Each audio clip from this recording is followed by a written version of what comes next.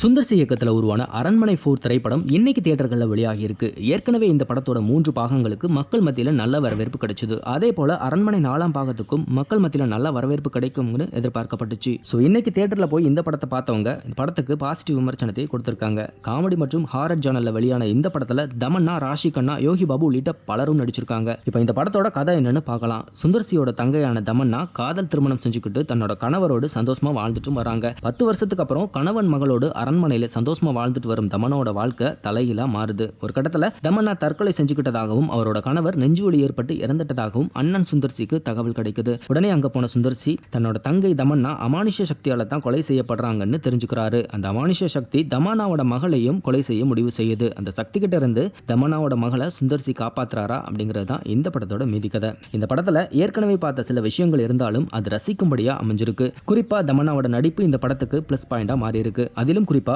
படத்தோட climax scene மிரட்டலா அமைஞ்சிருக்கு. மொத்தத்தில் இந்த படம் நல்லா இருக்கு. ஒரு டைம் போய் பார்க்கலாம். ஸோ ஃப்ரெண்ட்ஸ், நீங்க இந்த படத்தை பார்த்துட்டீங்களா? உங்களுக்கு இந்த படத்தில் எந்த சீன் ரொம்ப பிடிச்சிருக்கு அப்படிங்கிறத மறக்காம கமெண்ட் பாக்ஸில் சொல்லுங்க. அண்ட் இந்த மாதிரியான சினிமா நியூஸ் பத்தின அப்டேட்டுகளை நீங்க உடனுக்குடன் தெரிஞ்சுக்கணும்னா மறக்காம நம்ம சினி மாடல் சேனலை சப்ஸ்கிரைப் பண்ணிக்கோங்க.